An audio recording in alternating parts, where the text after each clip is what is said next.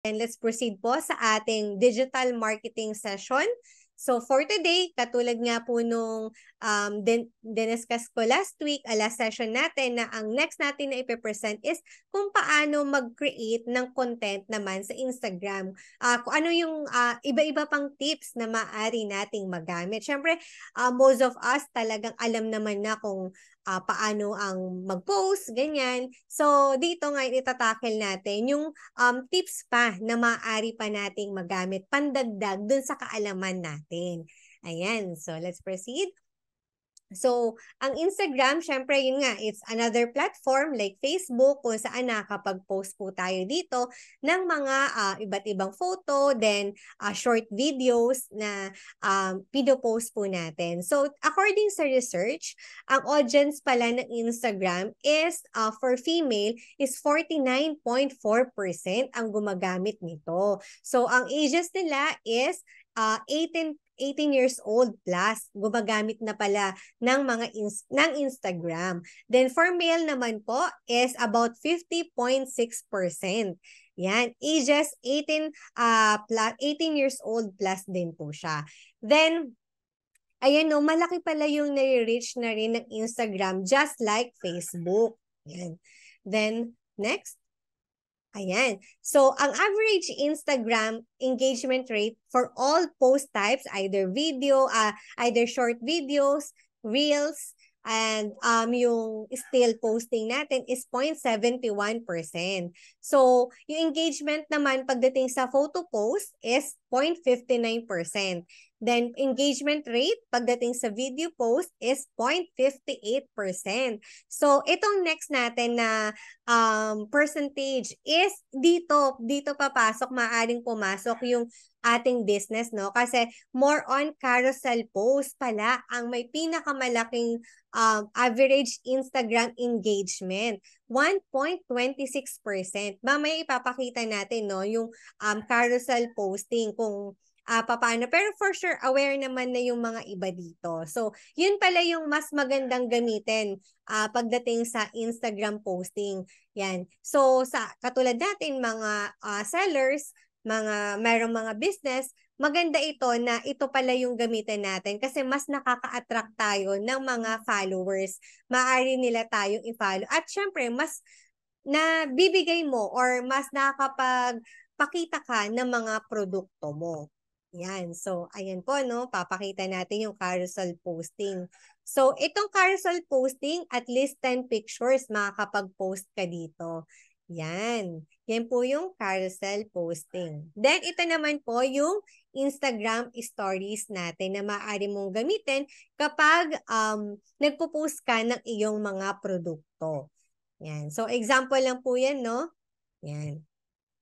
Then, ito yung itsura nung ating Instagram account. Meron kasi, di ba, sa Instagram is yung highlights or kung ano yung special na pinoproject mo na ay gusto mong i-project dun sa Instagram account mo. Yan. Yung mga pwede mo dito ilagay. Kung halimbawa, baby doll dresses, ayan, ilagay mo lahat yan.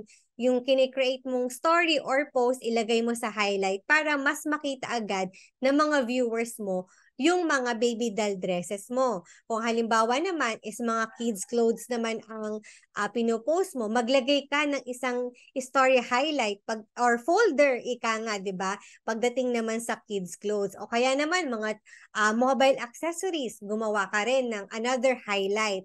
From there, mas makita ng viewers mo yung mga items mo na accordingly or by category, ika nga, di ba? So, ayan, yung mga story highlights. Ayan.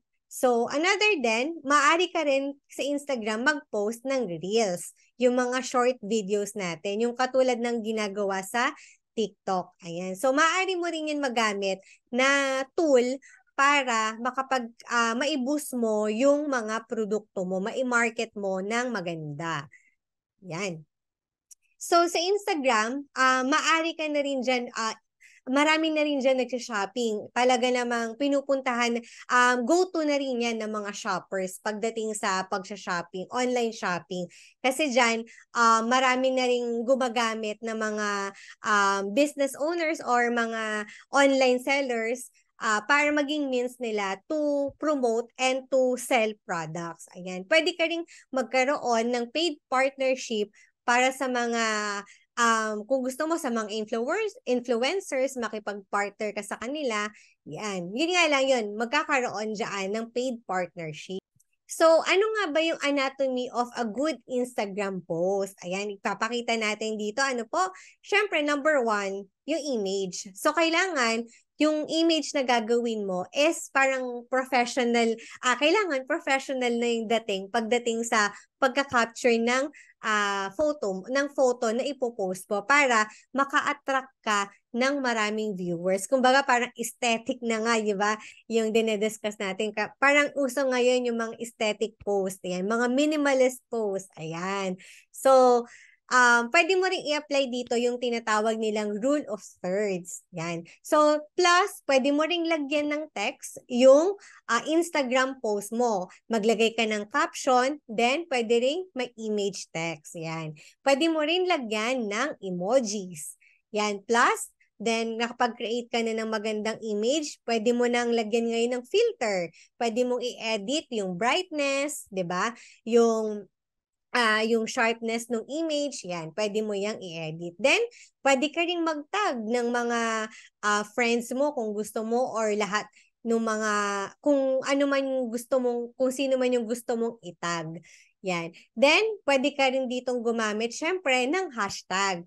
Dahil kay Instagram, marami ang gumagamit, nagsisearch via hashtag. So, from there, kapag gumamit ka ng mga hashtags, mas madali nilang makikita yung item mo. Pwedeng lumabas kapag nag-click sila ng isang hashtags, lalabas yung item na pinost mo. Yon.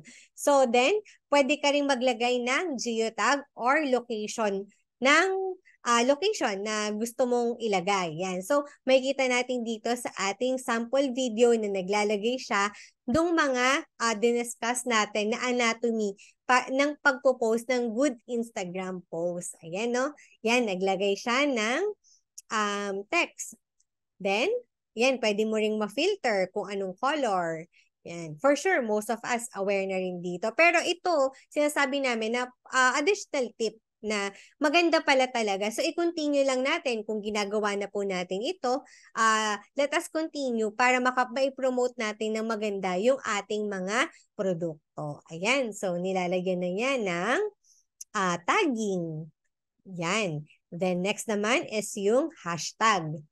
Yan. Makikita natin. Hashtag, then after ng hashtag is yung location. So, pagdating sa hashtag, mag-isip lang tayo ng mga hashtag na akma doon sa pinopost natin. Yung katulad niyan, all about fashion. Yan. So, ang ginamit ng hashtag is fashion. Then, last one is the location. So, syempre, maraming salamat po at nakaraos po ulit tayo. Una po sa Panginoon at binigyan tayo ulit ng pagkakataon na makapag-present sa ating mga viewers. I-follow nyo po si Avidson, Facebook, Instagram, YouTube, and TikTok accounts po, Avidson B2B. At syempre, sa ating website po, maaari nyo pong puntahan, avidson-business.com.